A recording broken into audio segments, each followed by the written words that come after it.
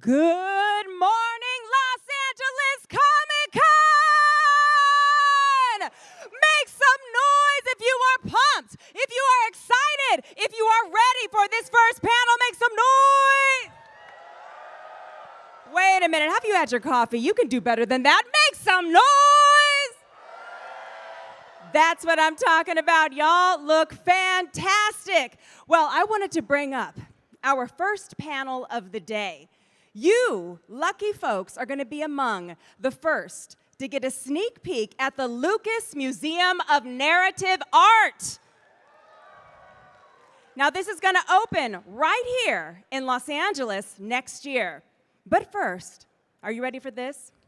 It is my honor to introduce our panel's moderator.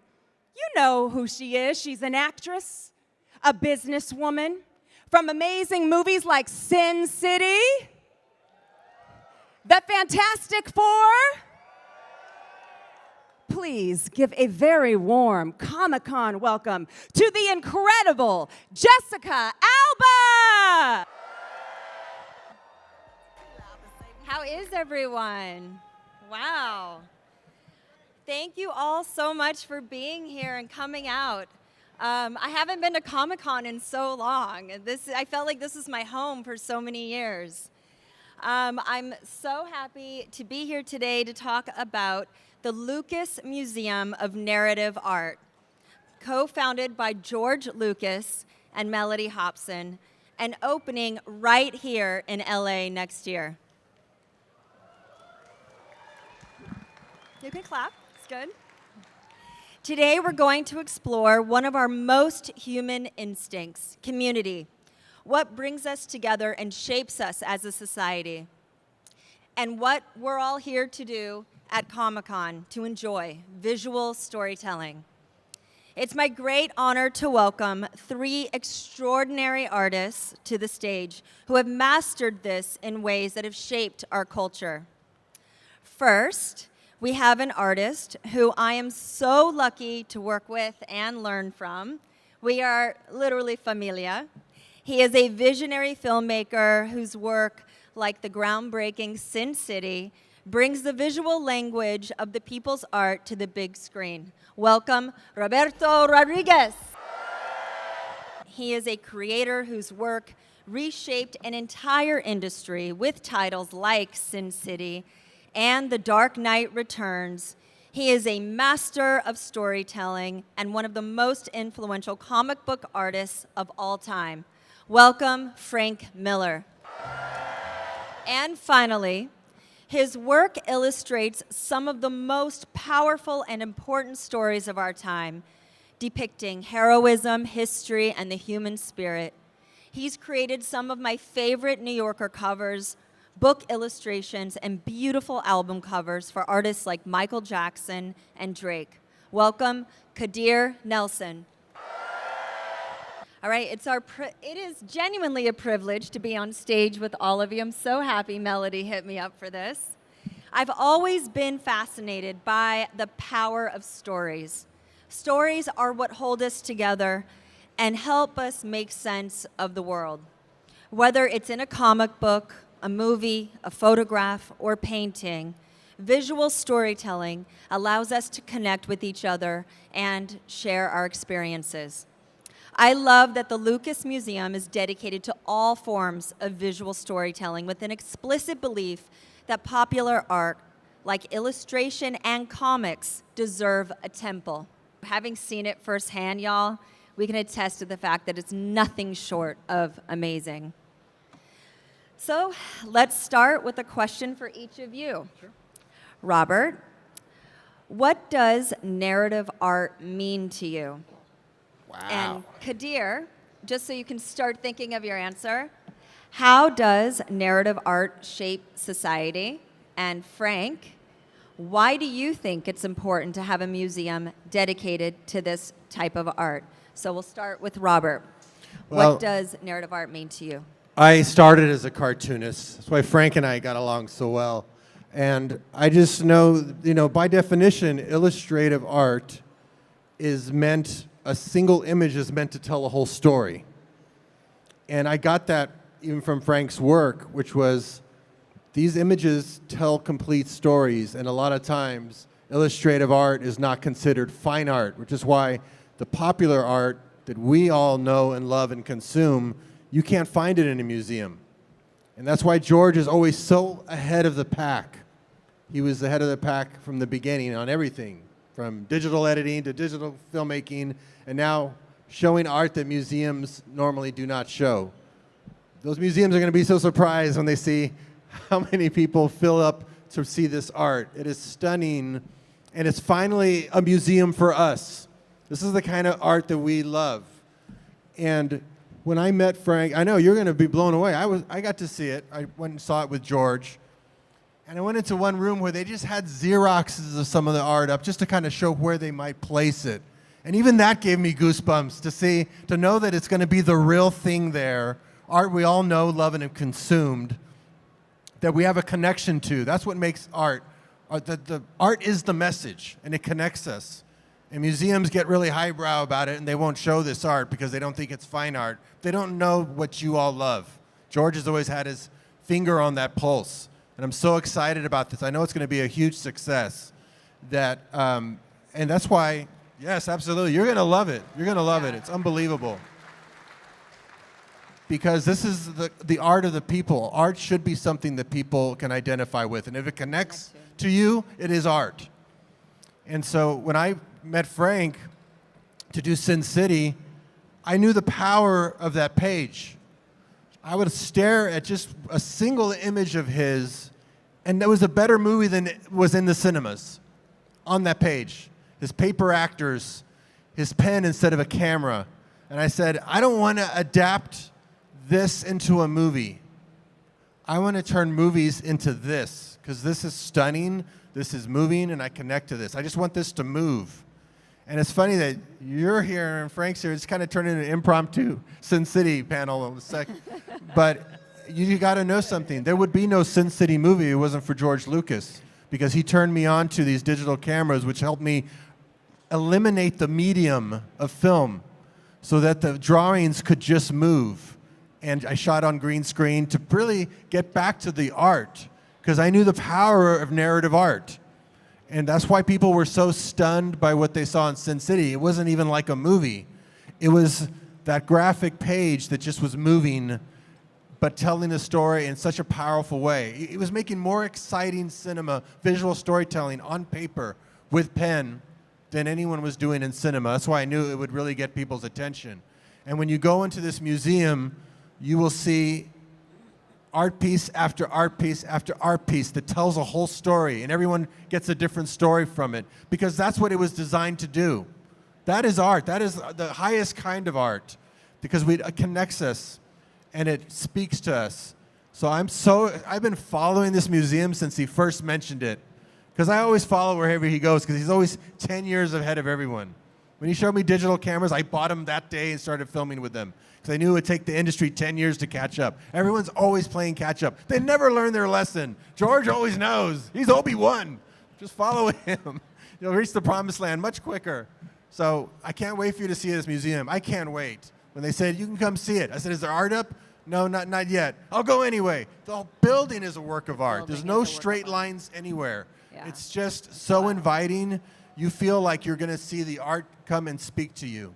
I'm just so excited. I had to come be a part of this to tell you, because I have seen it and I know what a visionary he is. And this art is our art. This is art. It's going to be your favorite museum. In fact, this is going to be the only museum you're going to want to go see. It is just going to be revolving every 6 months with different pieces. You're going to be that's going to be the thing to go do. Yeah. And it's here in Los Angeles. Yeah. Awesome.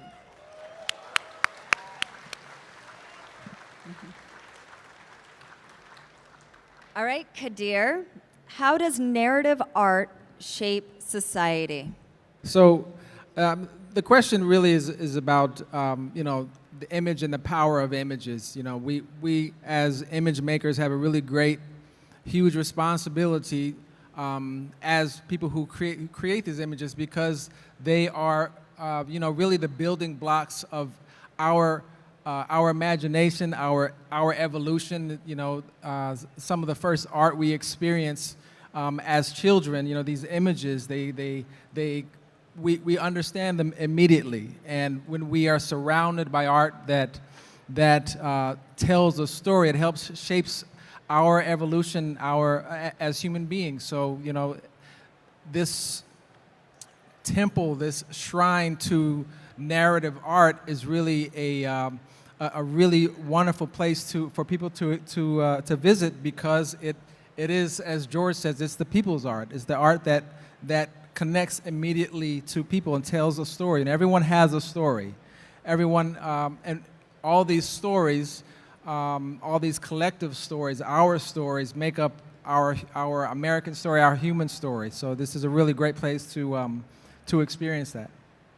Awesome. I agree.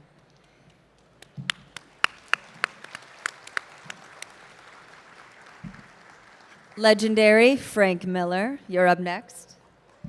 Why do you think it's important to have a museum dedicated to this type of art?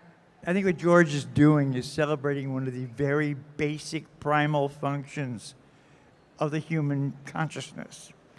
That is, back when we were living in caves and fighting a hostile environment, the one of the first things that people did was take clay and mark the walls of their caves with tales of the great hunt and various tribal battles and so on. There's a human desire to tell stories with pictures that goes all the way back. Yeah. And remember our written language all started out as drawings and got adapted down and turned into the symbols we now see as the written language. And what I think that George is celebrating here is something that is essentially human, that we don't share with any other species on Earth. And we are storytellers. And we make images and use them to tell stories. And then, again, the simplest coloring book for children to the comic book, to the cartoon, to the loftiest cinema, are all, and including all the history of sculpture and oil painting, etc. All of that is the basic, primal, even savage urge to tell stories. We're all still telling the great hunt, and I think that George's museum is very much a celebration of that process and of that part of the human psyche. It's part of who we are. Yep, an essential part. I agree. The great hunt. So the Lucas Museum of Narrative Art is founded on the belief that a society can't exist without a common belief system, and that art is how we share those beliefs. From your unique perspectives, how do visual stories, whether in a painting, a comic book, or a film, create that emotional connection that builds community and helps us understand ourselves better? Art has its power in how it affects the community, precisely because art zeroes in on the individual. It is experienced individually. Even if you're in a crowded movie theater, yes, you can hear the crowd reacting and sharing the reactions, but you're having an intimate experience with what the filmmakers have made. And through that intimate experience, we experience a kind of universality. We know what rejection is like. We know what love is like. All of these things are evoked in us. And when the person next to us pulls out a handkerchief, we realize what we're sharing. Yeah, like I said, art is the message. It can be pop, it can be myth, it can be pulp. The point is, it just needs to connect to you and move you, and that should be celebrated when art does that. And for some art to be sidelined because it's not considered fine art misses the point of art. And that's what Lucas Museum, once again, doing something no one else dares to do, is to let you have your own connection with the art that you have not been able to see, you've not been allowed to see. So, I mean, this stuff just grows in value to people because original art is just so precious, especially today. Everything can be done digitally, or when you go back and you see a Frank Frazetta, which you can't see in a regular fine art museum. I used to bring him to Comic-Con because you couldn't see them, and people would lose their minds over it. One just sold for almost $14 million, one called Man-Ape that I used to bring here, because people see now how valuable those are, and they just increase in value because they were done by hand and they told a whole story when you would look at it. His paintings were like movies that you couldn't see. So that connection people have. And whenever I would meet people, whether it's a movie and they would tell me what connected to them, I'd be surprised by each person saying sometimes it was a piece of pulp or pop art that saved their life because they connected to it. You know, that's powerful. That art should be celebrated, and finally, it will be.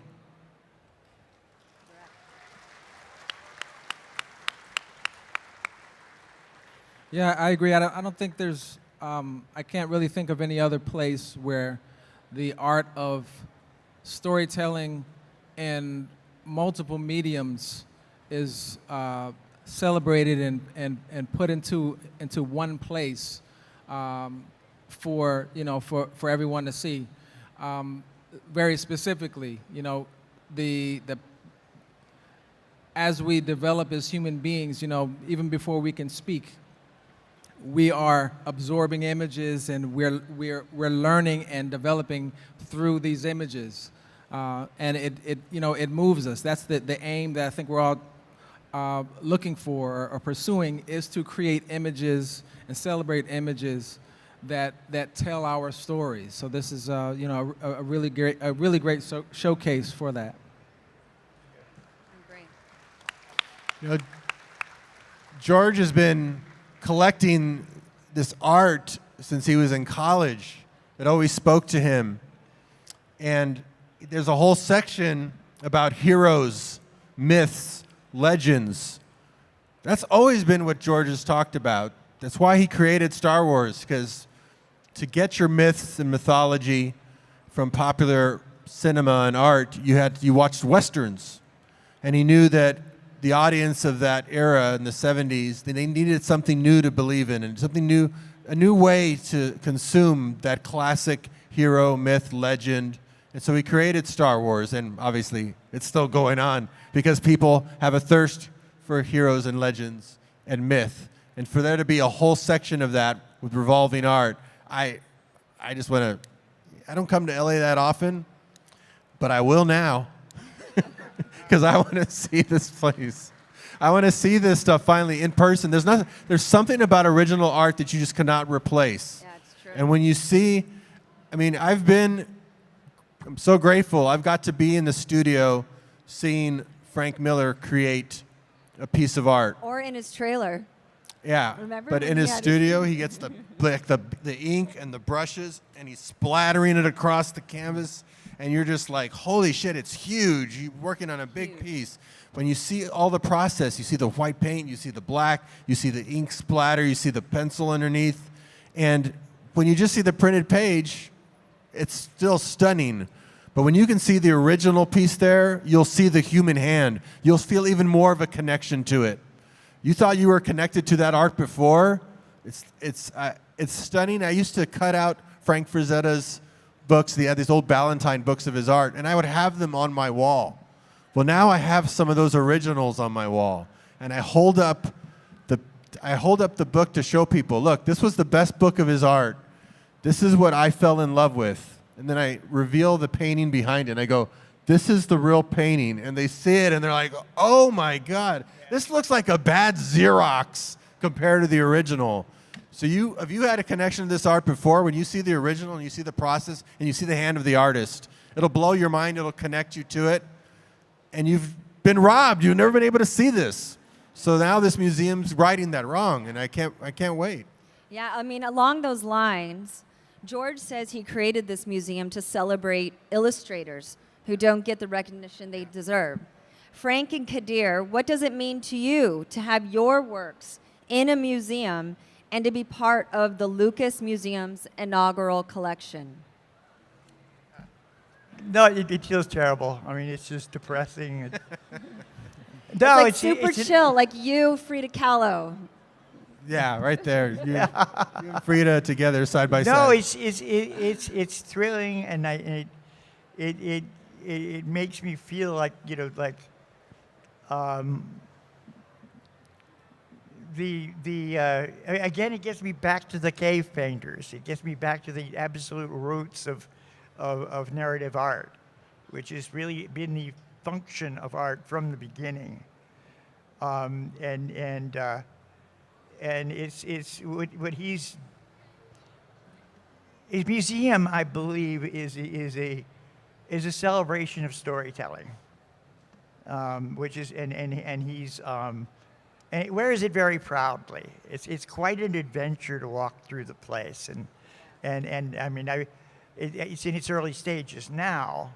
The walls are just starting to get things on them, but you're starting to see the shape of the place, and it's going to be like something you've never seen before. Incredible. Because nothing like it has ever existed before, and to me it's Liberation Day for art. Nice. I remember I would go to the comic book store. I would see a Sin City graphic novel. It's Kadir's turn, Robert. Sorry, Kadir, I was throwing some. Good.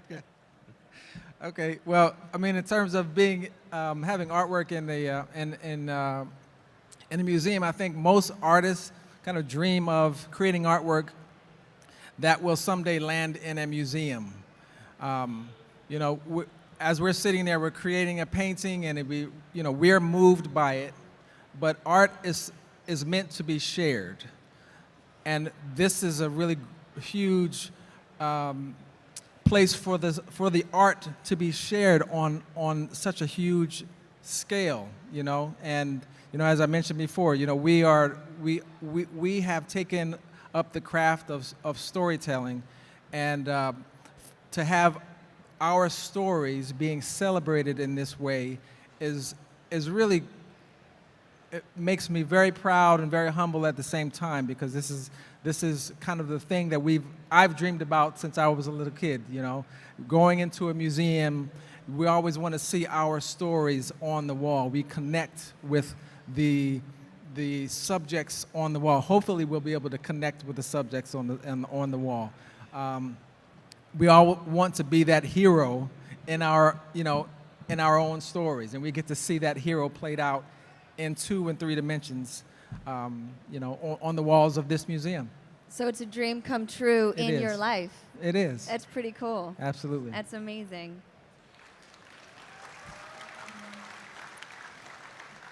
I like that. Art is meant to be shared. Yes. So I'm going to tell you a story. One of my favorite stories about Sin City that no one's heard. Which one, Robert? You'll see. I'm hoping you can answer something for me. Okay. I'd go to the comic book store, and I would see a Frank Miller graphic novel for Sin City. I'd buy it. I'd go home and go, oh, I already had 3 copies. You know, you just kept buying the same books over and over again. I'm fan of. That's because I kept on doing those new covers and fooled No, it was the same cover.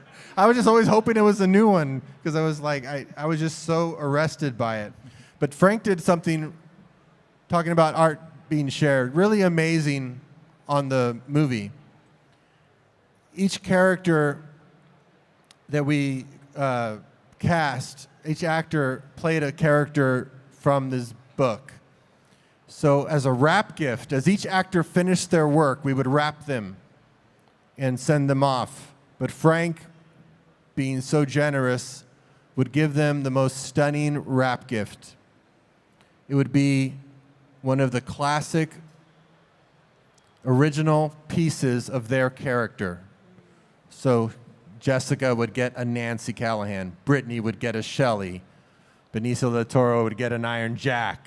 Bruce Willis got an amazing Hartigan. And you would see their faces when they were given these gifts of original art for their character, and their jaws would just drop, and they would become little kids again at Christmas.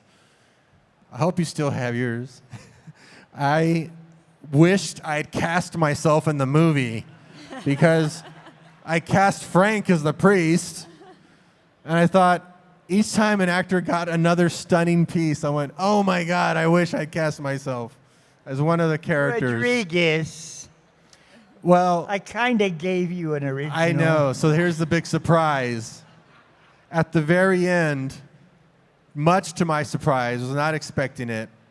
If you look up the original the original graphic novel collection, the first trade paperback of the first set of Marv stories, it's Marv in the rain. It's the cover and this hard rain on him. It was huge, massive. He did it at a huge scale. He brought that up for me. I almost started crying. To see how the rain was done with the white on the black, with the ruler and the splatter. I still just stare at that thing. It is just a real work of art. So since art is meant to be shared, I'm going to put it in the museum because you have to see it. It's because their programs will rotate so that every 6 months you have to see this because I cannot just selfishly have it for myself. Art, art is meant to be shared. That's and Jess, wonderful. if you have yours, you should put it up for some time too, because it is way, it's in my incredible. house. It is incredible, and to see his process, what I was telling you about, when you can see the hand of him making it, it just connects you even more. It connects you even more, and you'll go home and you'll find that suddenly you can do things you weren't able to do before because you realize this really was done by a human, and not just Zeus. It was done by somebody. Yeah. It's so funny because my relationship with Robert was I would come in and you know, I mean, I in my relationship with Robert on Sin City, he's an exceedingly generous director. I've got to talk out of school a little bit and tell you that some directors walk around like witch doctors and act like everything they do is impossible for humans to understand. Robert makes it all very accessible. Yeah, he does. And even I found he invited me into some of his most theoretical thinking about what he did. It's because the creative spirit has to be a generous spirit. Creative people have to feed off each other, because otherwise we'll starve to death. And I really felt a brotherhood with Robert when I got on the set, and he got me over my initial intimidation and turned out to be one of the best teachers and best partners I'd ever imagined having. Thank you, Frank. That's very kind of you. But I was Now I'm waiting for my learning money. from you. What's that? I was learning from you. Oh, wow. Because I wanted to get back to that. So when I saw your books, like I said, the narrative quality of them made me want to make that. That's why I made you a co-director. And of course, the guilds and stuff say, well, he's not a director. He hasn't directed a film. So he's directing better movies on paper than anyone on celluloid. Look at these performances. Look at these angles. Look at this writing, this directing. He's using a pen instead of a camera. And I said, oh, well, that's your opinion. So I quit the guild so that we could direct it together because I wanted the comic to move. And I knew that Frank was the only one who'd been to Sin City. And I didn't want to make a movie. I'd made a bunch of movies. I wanted to make a comic book that just moved for the audience. And that's why y'all loved it so much, because it captured so much of what he was doing from this other world, this illustrative world. And it came as close as bringing that together. But it still had its filter. Now you can just go see the art in person and get moved the way I do when I see his work. So that was the goal. This art gets sidelined for the same reason they were saying, oh, well, he's not a director. Because people like to compartmentalize stuff. They don't realize what you all already know. It's why you come to Comic-Con. that this art is powerful, this art connects, this art brings us all together. Look at us all here for this. Yeah. I can't wait to see the droves that are going to be at the museum. Yeah, and I think the thing that stands apart with this type of art is the amount of emotion. I think that's why you all are drawn to the characters. That's why we are drawn to the characters. Frank, your work holds so much emotion on the page. And Robert, you brought that impact to the screen together so beautifully. Actually, what was wild is I thought I was, coming to work on a movie, and I know Robert as the director, so I would go to Robert whenever I was trying to get direction. Okay, so Nancy, emotionally, what's going on? I feel like it's this. And he goes, talk to Frank. He just kept saying, talk to Frank. So Frank gave me all of my emotional cues for Nancy the entire time. And Robert was like, I'm just here to technically capture what Frank wants, period, full stop. And it was like the most beautiful and generous creative experience. But then I realized how important that one still image of Nancy, everything and the layers that is going on inside of her in every moment. It was the coolest thing to be directed by Frank, I have to say. Woo! So, emotion, yes. Kadir, your illustrations somehow capture the emotions of our country in a single magazine cover. I mean, in so many of them, actually. And I'd love for each of you to talk about how emotion is key to your art, and how vulnerable are you when you guys are creating?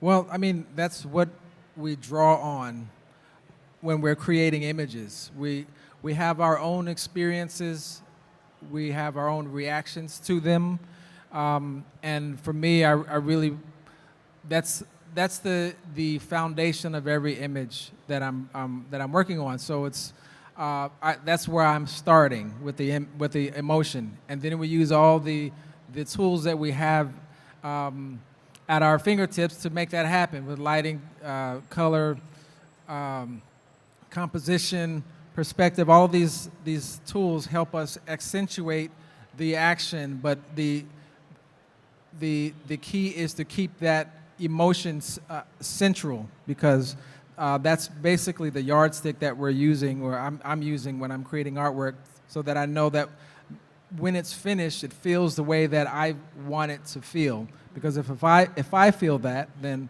when I look at it, I know that viewers will have a similar reaction to it. So it's just a matter of bottling up all of that energy and emotion and trying to distill it into this two-dimensional painting. And it's always so aspirational. Excuse me, I wanted to add to that a little bit. Tell me, Frank. The other thing is that the work that I do, for instance, most of the time, my comic books, is done in my studio, leaning over a drawing board, where I'm basically trying to act the characters as I'm drawing them, and trying to get across emotion and so on. But I'm safe in my home, and nobody's watching me make funny faces and all of that. It was on the set that I experienced working with actors and saw how the good ones would peel back layer after layer of themselves, and I saw Jessica do it, and where I don't know what she was doing inside her brain to get it, but she was flushed with powerful emotion and passion,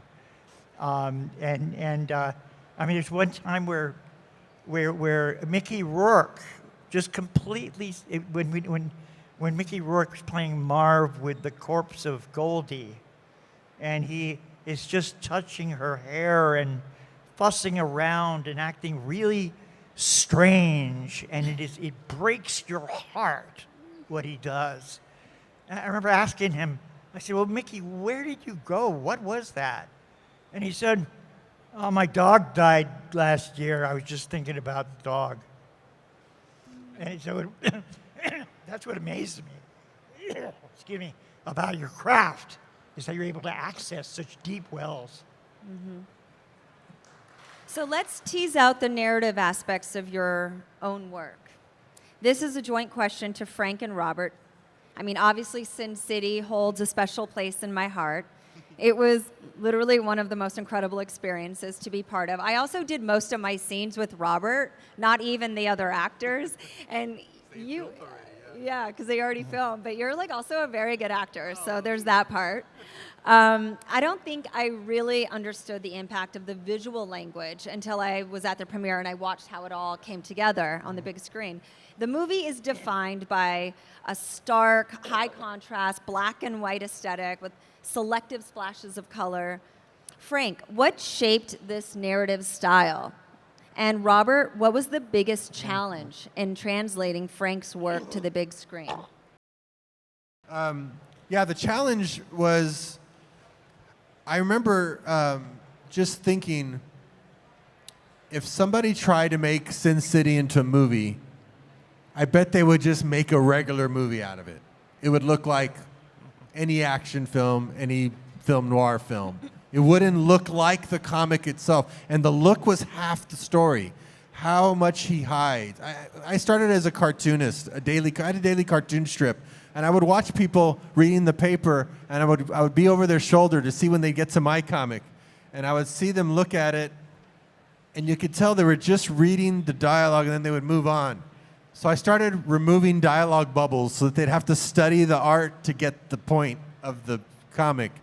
And that was what Frank brought to me, was just, how can I capture that without turning it into a regular movie? And that's why we owe it to George. If George had turned me on to digital cameras, I wouldn't have been shooting a digital 3D movie that same year.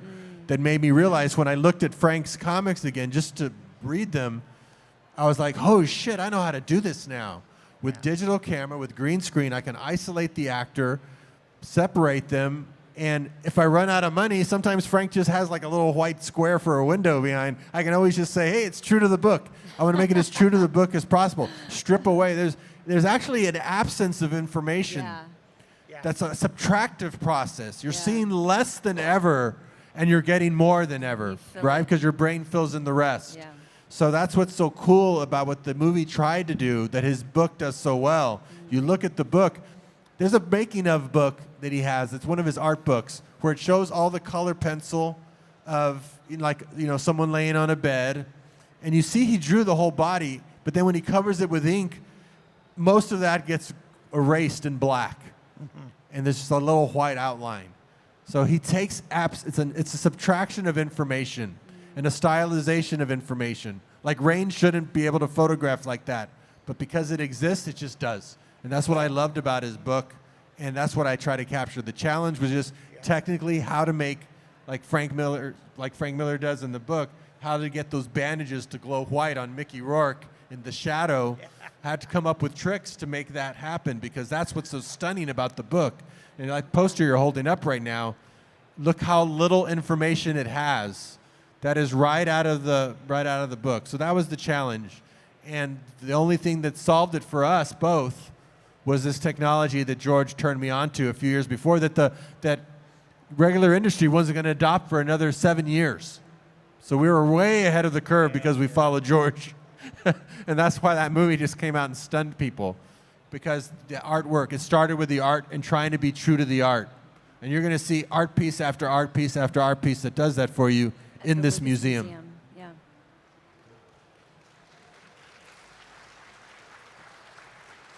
Yeah, when I was the whole question about color in Sin City was it was a curious one, because I started out as a black and white purist. In fact, I decided it wasn't going to be just black and white. It was going to have no pen lines, and it was just going to be black and white shapes. Well, I find any purist approach is really good for a while, and then you got to play. And then at one point I went, well, suppose I make the suppose I do a story which has a woman in a red dress, and use her shape to guide your eye through the entire story. And it worked. And from then on, it became, creating a character called Blue Eyes, and so on. Well, then I worked with this guy, and all of a sudden, he wants to take that to a cinematic level. And we had an actress named Alexis Bledel, who had the most piercing, beautiful blue eyes you'd ever seen in your life. And Robert decided that we had to have those eyes in the movie. And so he started pushing it that way, and then we started playing with it more and more. And that became another dimension to Sin City that I think added a lot. But more important than that, and this applies to every inch of my partnership with Robert. Most important than that, it was a whale of a lot of fun. That was so fun about that. Is that in his? Because I got that from his books. You'd be reading his books, and they're black and white, and it's such stunning, stark, pure black and white. That's what the other challenge was, because in a black and white movie, a regular black and white movie is really gray and white. There aren't really pure blacks and pure whites. There's a lot of gray tones. Like if you were to photograph the color red, it's actually a mid-tone. It comes out kind of nasty-looking gray. So we had to make it as stark black and white as possible. And when you'd be reading his comics, you're just black and white, black and white. Then he'd throw in a red dress. It's like you were starving in the desert, and suddenly you've got this oasis of red, and you just eat up that red. So we started doing that more and more in the movie. I thought, hey, well, Goldie should probably have gold hair to differentiate her from her sister. Yeah. And then Frank said, oh, and I said, also, when the guys get beat up, I think it's fine for the bad guys to have black and white blood, but when Bruce Willis is bleeding, let's make the blood red, because it just looks like their face is dirty. Again, red just looks like gray. And then Mickey Rourke's beat up, let's put red blood on him. And Frank said, oh, we're going to be using color as a weapon. I like that. Yeah. I like how you weaponize words. It's so cool. It paid off when it paid off when Marv was electrocuted and the blood came out of his mouth too. That was a big payoff for that. So Kadir, your illustrations, and this is my last question, unfortunately. I wish I could be here for another hour, and you guys could ask all the questions as well, because this is freaking amazing. But Kadir, your illustrations often tell stories of African American history and heroes. How do you decide which moment to capture, and why do you think your images are so powerful? Work in the past was based in history. So I was tackling subjects like the Negro Baseball Leagues, Black Cowboys, and so forth. But then the pandemic happened, and my work took a turn to more contemporary subjects. So I was telling the story of what we were all going through in real time. And in doing that, I'm thinking about what really connects us all, whether we are from whatever background we come from. So we all experienced the same thing at the same time, and we all had very similar reactions to them. And being someone who creates images, I had access to platforms where I could share those images, say, George Floyd, or the protests, or social distancing, and so forth. So all of these images spoke to, a lot of people all at once because of that, because we all experienced we went through those experiences.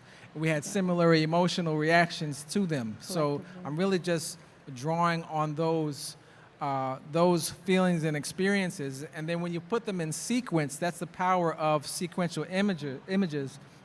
Whether it's in a comic book or a film, it starts to tell a story. So if we're looking at, say, even the Egyptian hieroglyphs, we can tell that story no matter, it doesn't matter that this took place thousands of years ago. We understand the power of images. So that is the power of putting all these images in one place, telling that story. In the museum, you do see Egyptian artifacts that speak to the hero from that era, you know, and that hero really lives in all of us. We always want to be that hero, so we get to see all these images together in one place. So that's what's so exciting about this space that George and Mellody is that they're creating. We get to see it all together, all at once, so we can understand that whole that human story through the human timeline. So that's really exciting. Yeah.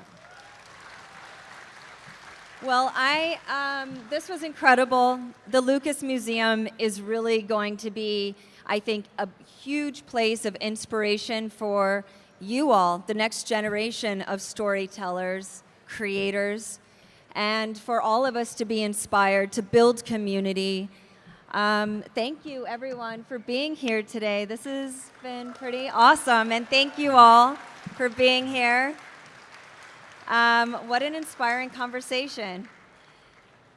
All right, so without further ado, love you all, spread love. There's more that brings us together than separates us. Let's keep on with that message, and let's go LA Comic-Con. Narrative art lives forever. Thank you all. Thanks a lot.